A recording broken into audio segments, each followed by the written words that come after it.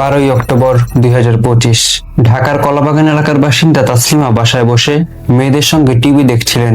3 সন্তানের জননী তাসলিমা বছর 4 আগে স্বামীকে নিয়ে কলাবাগানে আসেন। রাত 10টার দিকে তার স্বামী নজরুল বাসায় আসে। কিছুক্ষণ পর তারা রাতের খাবার খেয়ে ঘুমিয়ে পড়েন। কিন্তু সেদিন রাতটা কি অন্যান্য সাধারণ রাতের মতোই ছিল? হঠাৎ গভীর রাতে তাসলিমার ঘুম ভেঙে যায়। নাইট গার্ডদের হুইসেলের শব্দে ধারণা করা যায় তখন রাত 1টা কিংবা 2টা। তিনি তার মাথায় প্রচন্ড আঘাত অনুভব করেন। তিনি যে চিৎকার করে কারো কাছে সাহায্য চাইবেন সেই সময়টুকুও পাননি। উপর্যুপরি আঘাতে তাসলিমা জ্ঞান হারান। ধীরে ধীরে তিনি তলিয়ে যান গভীর ঘুমে, যে ঘুম হয়তো আর কখনো ভাঙবে না। দীর্ঘদিন ধরে ঢাকার আদাবরে বসবাস করছেন নজরুল ইসলাম। পরিবারে তার স্ত্রী তাসলিমা আক্তার এবং 3 মেয়ে। তার বড় মেয়ের বয়স 19, মেজ মেয়ের 14 এবং ছোট মেয়ের 5 বছর।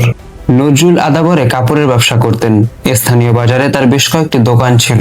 নিজেদের ভবিষ্যতের কথা চিন্তা করে নজরুল তার সারা জীবনের সঞ্চয় দিয়ে আদাবরে একটি বাড়ি করেন। তার ইচ্ছে ছিল এখানেই যেহেতু তার বাবা মা এবং আত্মীয় স্বজনরা বসবাস করে, তাই বাকি জীবনটা আদাবরেই কাটাবেন।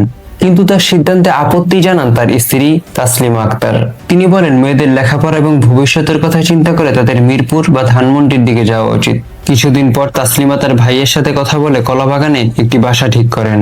তাসলিমা নজরুলকে বলেন আদাবরের চেয়ে কলাবাগানে থাকলেই তাদের মেয়েদের পড়াশোনা এবং ভবিষ্যতের জন্য ভালো হবে। স্ত্রী ও সন্তানদের কথা চিন্তা করে নজরুল শেষ পর্যন্ত তার সিদ্ধান্ত পরিবর্তন করেন। তিনি আদাবরের বাড়িটি বিক্রি করেন এবং স্ত্রী সন্তান নিয়ে কলাবাগানে চলে আসেন। নজরুল বাড়ি বিক্রির টাকা ব্যাংকে রাখেন। 2টি অ্যাকাউন্টে টাকার পরিমাণ ছিল 1,34,00,000 টাকা। 2টি অ্যাকাউন্টেরই নমিনি ছিলেন তার স্ত্রী তাসলিমা আক্তার। প্রথম কয়েক বছর তাদের পরিবার বেশ সুখে শান্তিতেই বাস করছিল। নজরুল মেয়েদের লেখাপড়া নিয়েও বেশ সন্তুষ্ট ছিলেন। তিনি ব্যাংকে রাখা টাকা থেকে যে মুনাফা আসতো সেটা দিয়েই প্রতি মাসের খরচ চালাতেন।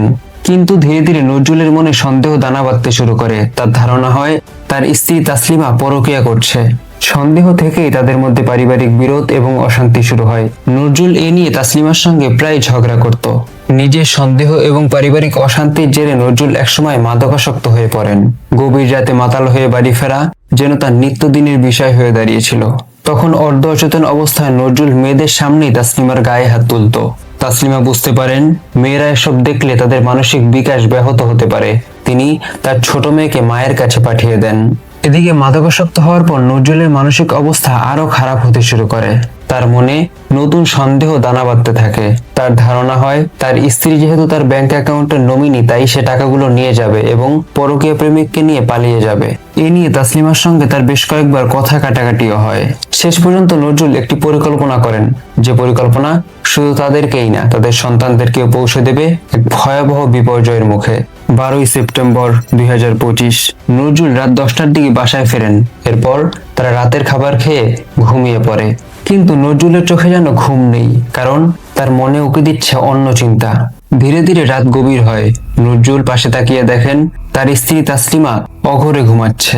সে বিছানা থেকে উঠে যায়। এরপর রান্নাঘরে গিয়ে একটি ধারালো বটি নিয়ে আসে। তাসলিমা কিছু বুঝে ওঠার আগেই তার গায়ে এসে পড়ে একের পর এক আঘাত। উপর্যুপরি বটির কোপে নজরুল যেন তার স্ত্রীর উপর এতদিনের রাগ ক্ষোভ উগরে দেন।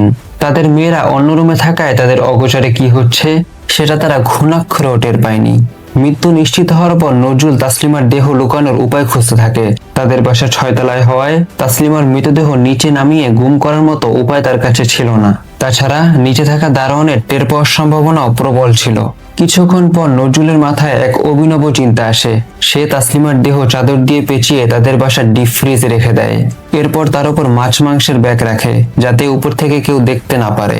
ভোর 6টার দিকে নজরুল মেয়েদের রুমে গিয়ে তাদের ঘুম থেকে ওঠান। বাবার এমন আচরণে তারা হতবাক হয়ে যায়।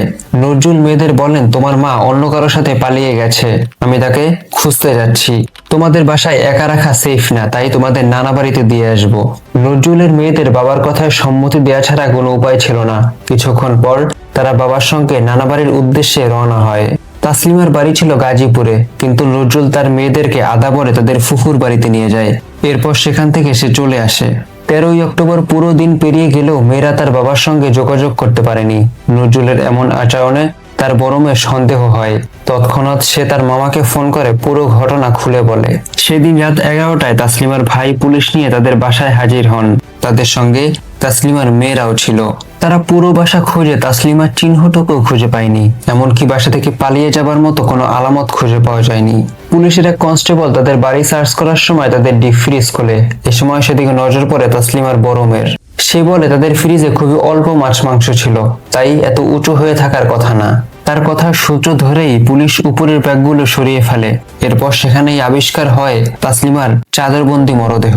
এই ঘটনার পর পুলিশ নজরুলকে ধরতে অভিযান শুরু করে। তারা তথ্য ও প্রযুক্তি সহায়তায় ঘটনার দুদিন পর 15 সেপ্টেম্বর নজরুলের অবস্থান শনাক্ত করে। ঢাকার বংশাল এলাকা থেকে তাকে গ্রেফতার করা হয়। প্রাথমিকভাবে নজরুল তাসলিমাকে হত্যার বিষয়টি স্বীকার করেছে। সে বলে তাসলিমার প্রতি অবিশ্বাস এবং টাকা নিয়ে যাওয়ার ভয় থেকেই সেটা করতে বাধ্য হয়। শুধুমাত্র সন্দেহ আর অবিশ্বাস থেকেই গোটা একটা পরিবার শেষ হয়ে গেল। মেয়েগুলো আর কখনো তার মাকে মা বলে ডাকতে পারবে না বাবাকেও। একদিকে মায়ের মৃত্যু, অপরদিকে বাবার এমন নৃশংস কাজ। মেয়েগুলো হয়তো আর কখনো কাউকে বিশ্বাস করতে পারবে না, আস্থা রাখতে পারবে না তাদের পরিবারের ওপর।